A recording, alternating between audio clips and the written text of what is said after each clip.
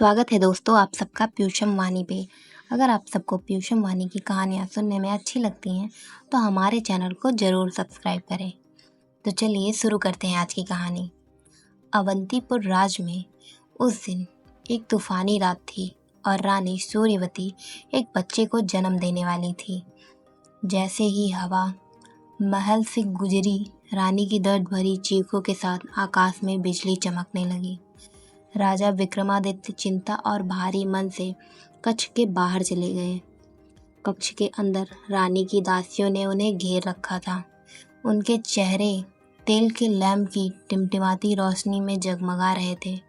उन्होंने प्राचीन तरीके से भगवान से प्रार्थना की। उनकी आवाज़ें समुद्र में लहरों की तरह उठती और गिरती थी। राजा विक्रमादित्य दरवाजे पर खड़े थे। वो भी अपने हाथ प्रार्थना के लिए जोड़े खड़े थे और वो रानी और उनके अजन्मे बच्चे के लिए फुसफुसाती आशाओं को सुन रहे थे। सुबह की पहली किरण के साथ महल में चीख पुकार की गूंज उठी। तूफान के प्रकोप के बीच जीवन की चीख। और रानी सूर्यवती ने एक बेटी को जन्म दिया था। उसकी त्वचा नीलमणि रत्न की तरह नीली थी। उसकी आंखें एक अलौकिक रोशनी से चमक रही थी। उन्होंने उसका नाम नीलावंती नीलमणि राजकुमारी रखा और रानी सूर्यवती इस दुनिया में नहीं रही। जैसे जैसे नीलावंती बड़ी हुई वैसे वैसे उसका अलगाव भी बढ़ता गया। अवंतीपुर के लोग उसको शापित कहते थे क्योंकि उसके जन्म के बाद रानी की मृत्यु हो गई थी और सब इस कहानी की कानाफूसी करते थे और नीलावंती से बचते थे। कोई उसके पास नहीं जाता था, ना ही उससे कोई दोस्ती करता था। सबको लगता था जैसे कि जो भी उससे बात करेगा उसके साथ भी कुछ ना कुछ गलत हो जाएगा। महल के बगीचे में अकेले उसे फूलों के बीच शांति मिलती थी। दुनिया में उसके एकमात्र साथी वो बगीचा ही था और बाकी दुनिया उससे हमेशा दूरी बना लेती थी।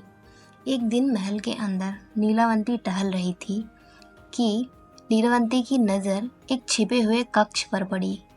अंदर जाने के बाद वहां उसने देखा कि वहां धूल से भरी कब्रें और प्राचीन कलाकृतियाँ भरी पड़ी थी जो बहुत से राज छुपाए वहां दफन थी, जो एक एक कर अपने राज खुलने के इंतजार में थी।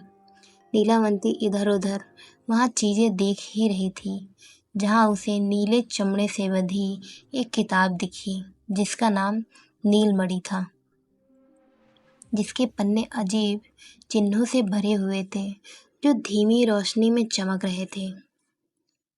अपने दिल में दृढ़ संकल्प के साथ नीलावंती ने उन चिन्हों को समझने की कोशिश की और अपने वंश के रहस्यों को जानने की कोशिश की। जहां उसे एक शक्तिशाली अभिशाप के बारे में पता चला जिसने उसके परिवार की सभी पीढ़ियों को परेशान करके रखा था। यह अभिशाप ईर्ष्या और विश्वासघात से पैदा हुआ था, लेकिन उसमें उसे एक बहादुर पूर्वज की कहानी का भी पता चला जो अभिशाप को तोड़ने की खोज में निकले थे, जो कि वह खोज अधूरी रह गई थी। नए ज्ञान से भरपूर नीलावंती ने अपने पिता से इसका जवाब मांगा। न चाहते हुए भी उन्होंने उनकी विरासत की सच्चाई और आगे आने वाले खतरों का खुलासा किया और यह बताया कि इस राज्य पर एक श्राप है कि इस राज्य पर कोई लड़की राज नहीं कर सकती और जो भी इस राज्य पर शासन करना भी चाहेगा तो उसे मौत से सामना करना पड़ेगा। और उन्होंने उसे यह बताया कि इस श्राप को तोड़ना बहुत ही मुश्किल है क्योंकि हमारे पीढ़ी के बहुत लोगों ने इस श्राप को तोड़ने की चाह में निकले थे पर वो कभी वापस ही नहीं आए। उन्होंने उसे उस भयानक रास्ते के बारे में चेतावनी दी जिस पर उसे चलना होगा, लेकिन नीलावंती ने ठान लिया था कि वह इस श्राप से अपनी पीढ़ी को मुक्त कराएगी और अपनी एक जगह बनाएगी इस राज्य में और एक अच्छी शासक बनेगी। उसका संकल्प अटल था। और फिर उसी दिन भारी मन से नीलावंती ने अपने उस एकमात्र घर को अलविदा कहा जिसे वह अब तक जानती थी। उसकी निगाहें उस महल पर टिकी थी जो उसका घर और जेल दोनों था। लेकिन उसकी आंखें उस चोटी पर टिकी थी जहाँ एक सफ़र और उसकी नियति उसका इंतजार कर रही थी। नीलावंती की यात्रा हर मोड़ पर खतरों से भरी थी। उसे जंगल में जानवरों का सामना करना पड़ा जो जंगलों में घूमते थे शिकार के लिए, और खतरनाक इलाके जो पूरी तरह से किसी को भी निगल जाने की ओर इशारा कर रहे थे। और वहाँ उसे काले जादू का सामना करना पड़ा जहाँ वो अपनी जान गंवाते गंवाते बची। लेकिन हर एक चुनौती के साथ उसका संकल्प और मजबूत होता गया।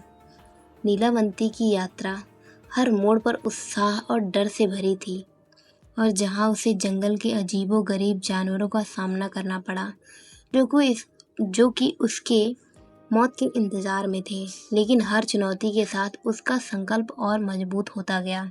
अपनी यात्रा में नीलावंती का सामना उसकी पहली प्रतिद्वंदी से हुआ, एक जादूगर ने, जिसका काला जादू उसके सफ़र को रोकना चाहता था।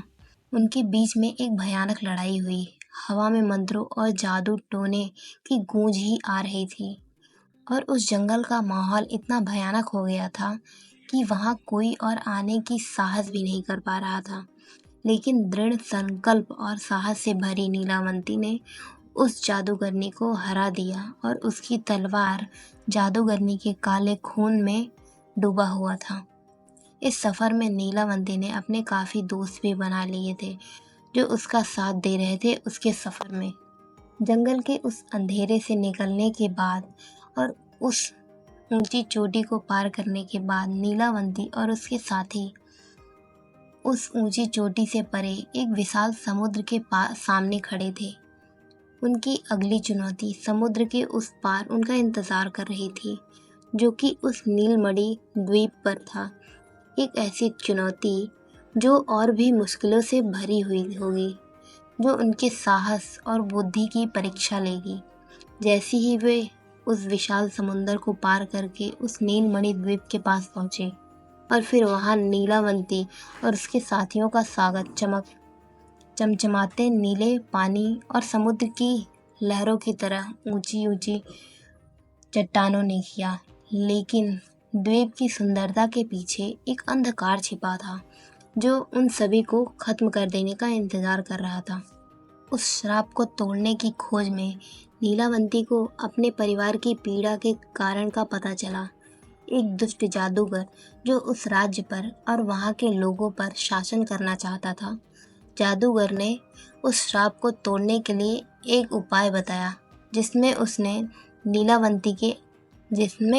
नीलावंती के आत्मा का बलिदान मांगा, और अगर ये नहीं हो तो नीलावंती को उस जादूगर के साथ एक युद्ध करना पड़ेगा, और जीतने पर ही वह और उसकी आगे आने वाली पीढ़ी श्राप मुक्त हो सकते हैं।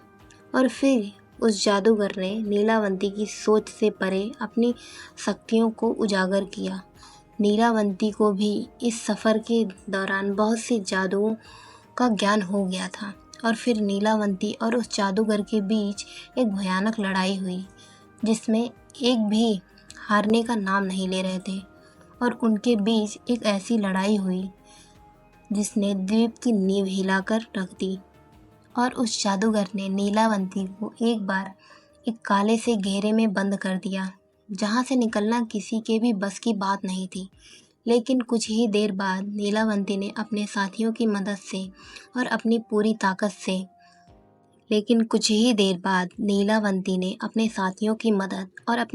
ताकत से लड़ने के बाद उसकी तलवार ने उनके चारों ओर फैले अंधेरे को चीर दिया, और अंधेरे के खत्म होते ही वो जादूगर भी हमेशा के लिए गायब हो गया। और अंत में यह नीलावंती की जीत हुई, और यह नीलावंती की निडरता और संकल्प था जिसने उसे जीतने में मदद की और अभिशाप को हमेशा के लिए तोड़ दिया। श्राप टूटने के बाद नीलावंती अवंतीपुर लौट आई। उसका दिल पिछले कई वर्षों की तुलना में हल्का हो गया था।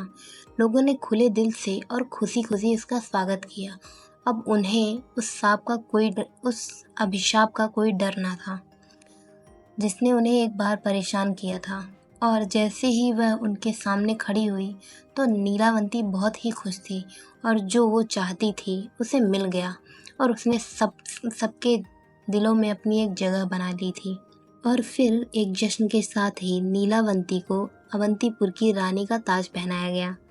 उसके शासनकाल में शांति और समृद्धि थी और वह बहुत अच्छी शासक बनी उस राज्य की। लेकिन जिंदगी के उस सफ़र के बीच भी वह उस यात्रा को कभी नहीं भूली जिस सफ़र ने उसे यहाँ तक पहुँचाया था, और ना ही उन दोस्तों को कभी भूली जो इस सब के दौरान उसके साथ खड़े थे।